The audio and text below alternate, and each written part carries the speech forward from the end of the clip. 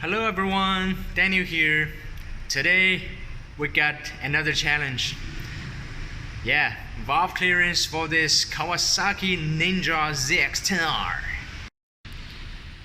The Kawasaki ZX-10R is a true superbike.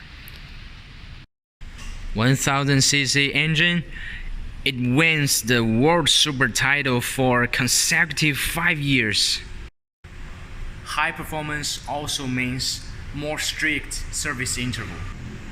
Actually, for my opinion, the Kawasaki needs a little bit more maintenance compared to Honda and Yamaha. The mileage of this bike is ticking around 55,000 and the last valve clearance check is around 19k. So it's already like 36,000 since last valve clearance service. So it's a long overdue. For a superbike, if you ride on the street, maybe if you're lucky, it's good. If you do some track days or you ride very aggressively daily, it's not a good choice. Usually when the bike performance getting higher and higher, you better stick to the service menu. Because based on current technology, there's a trade-off between performance and service interval. This is the bike that wins the last 5 World Superbike titles. It's not kidding, it's a true superbike. And it is a true performance bike. Okay, let's now get started. So first thing first, we're going to remove the seat. Remove the rear seat and remove the 4 screws over here. Then we can remove the rear seat fairing. After that, we can remove these 2 screws to remove the rider seat. Here we go. Then we can continue to remove the side panel and the top panel of the fuel tank. Here we go. Before removing the left side panel, remember to remove the ECU. Okay. You see here, already broken long time ago. Right side. Another screw is missing here. Okay. Then we remove the fuel tank by loosening the side screws. Then we can lift the fuel tank a little bit to unplug the 2 breather holes over there. Then we remove this bracket under seat to fully remove the fuel tank.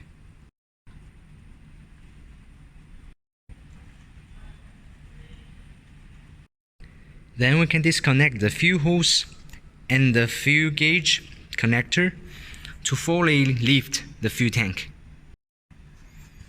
Yeah, it's a good chance to clean this place. So dirty. Yeah, now it looks a little bit better. So similar to other superbikes like the R1, the ZX-10R use secondary fuel injector in the airbox.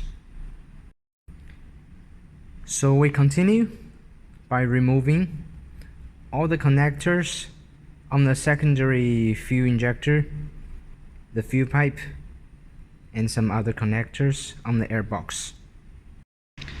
Then we disconnect the secondary fuel injectors, the fuel supply. Damn it.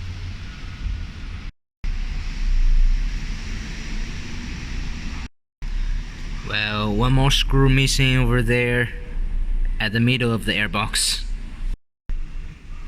Disconnect the airbox sensor.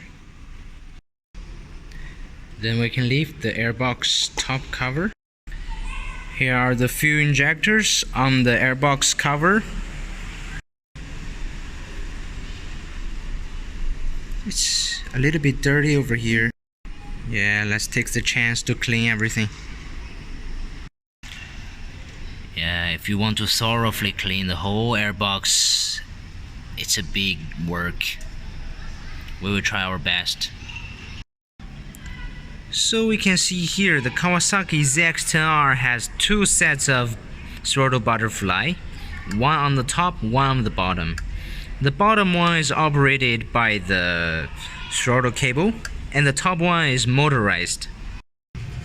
While on the Yamaha R1 we see variable intake lengths, on this bike we don't see that. But I suspect maybe the secondary butterfly has the same function as the variable length. Well, given that the airbox inside is so dirty, I have a bad feeling that the air filter... Oh my god. The air filter already broken. Lots of places broken. The air filter is dirty, but it's really weird. There's a cutting here, here, and here. 3 cutting. The whole air filter been cutted to 3 holes, which means all the dirt and particles can go through. Well, for this air filter, I confirmed with the bike owner. So the bro said some mechanic taught him to cut so that the airflow can be increased. That's so crazy. Basically, the bike is running without air filtering, right? Because there are holes on the air filter. Guys, this does not increase airflow or increase the power. It damages the bike. Alright, that's so crazy. For the first time, I see a mechanic provide a solution like this. That's so crazy. So as we can see here, there are already some sand, dirt inside the airbox. And I believe there are lots of sands already went into the piston and cylinder.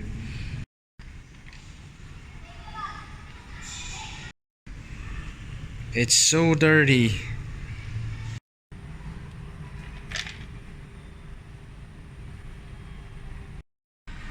So to fully remove the airbox, we need to loosen the clamp screw here and here.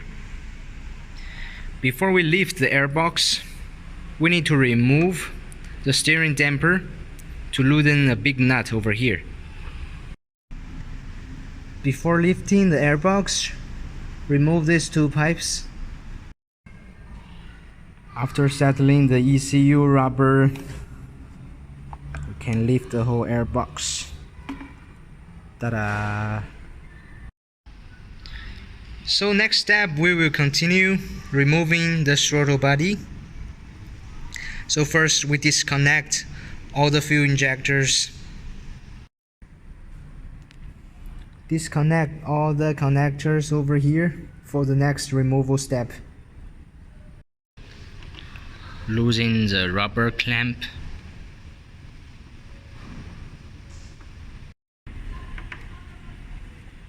Very long screw for the left 2-cylinder. I think the designer of this aftermarket carbon fiber frame protector is really stupid. The whole opening here is too small. Most of my tool cannot use. Yeah, especially on the right side. That's stupid. I think the hole on the frame is big enough for this. After disconnecting all the connectors and pipes, we can remove the throttle body. We can see the intake valves. I guess should be titanium valves. Because of the bad air filter, there's some dirt as well. Carefully plug all the intakes so that no dirt or particles drop into the cylinder. This is very important before we make any step forward. Then we disconnect the breather or resonance hoses on the cylinder head. So then we remove the ignition coil on top of the spark plug.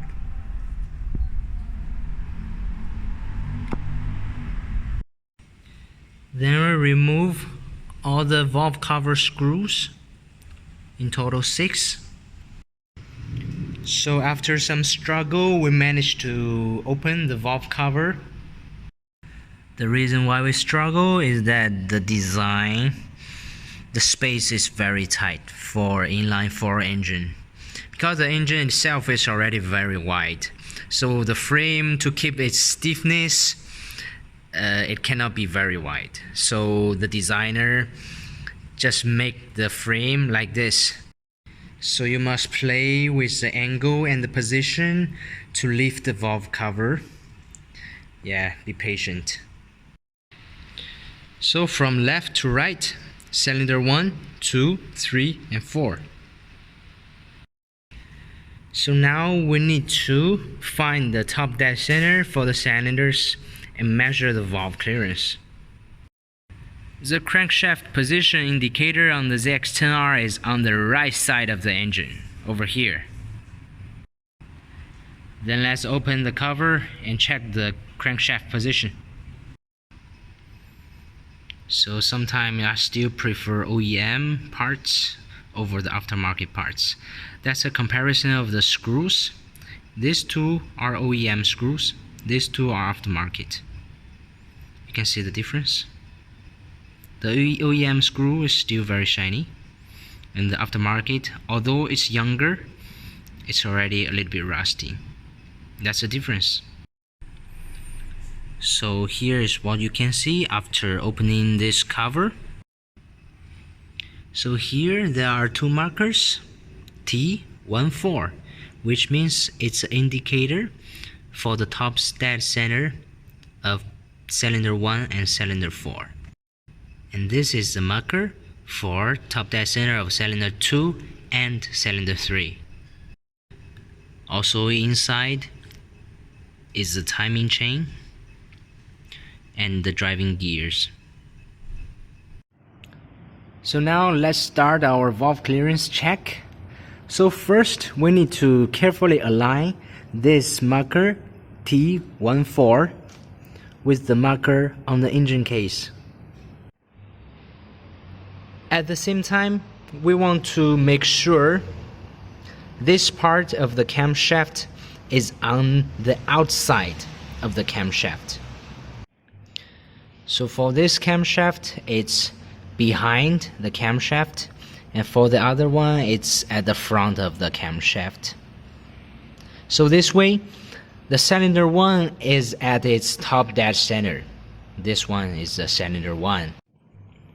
So when the camshaft is at this position, we can measure the 4 valves, intake and exhaust for cylinder 1, exhaust for cylinder 2, and the 2 intake for cylinder 3. So that makes lots of sense, because for these valves here, it's at its free position.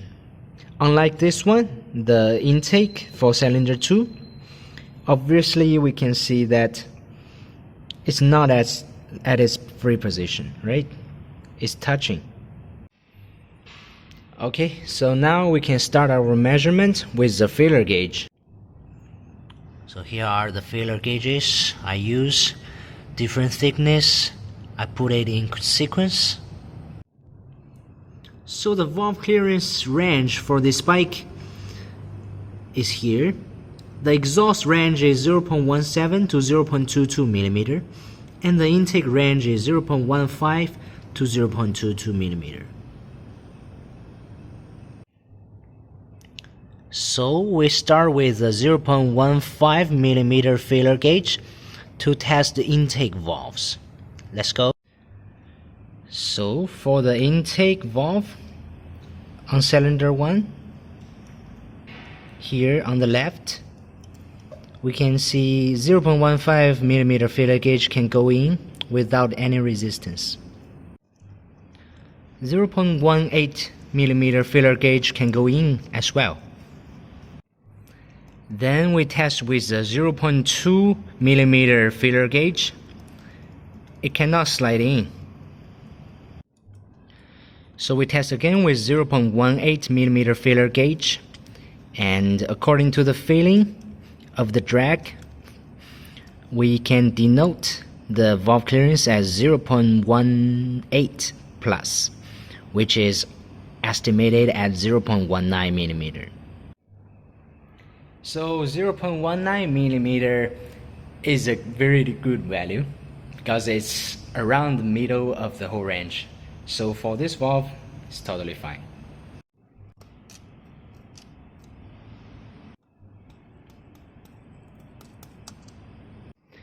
So I managed to measure all the valves we mentioned above.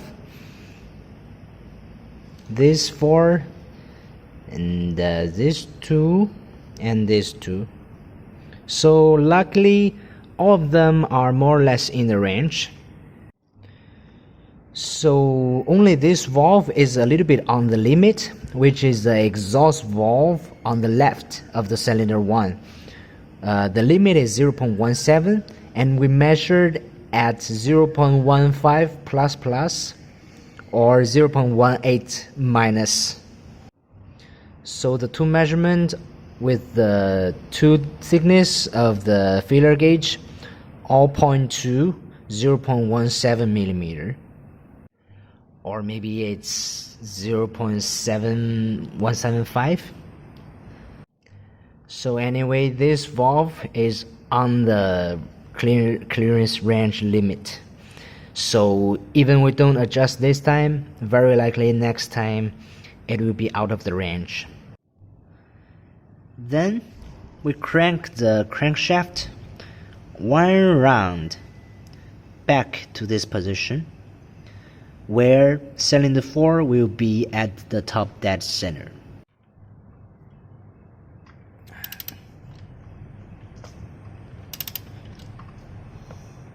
Crank it so we're back to the position of T14, 360 degrees. So we're back to the T14 marker, but this time the position is for cylinder 4. So right now we measure the 4 valves for cylinder 4, the 2 valves of cylinder 3 of the exhaust, and the intake valves for cylinder 2.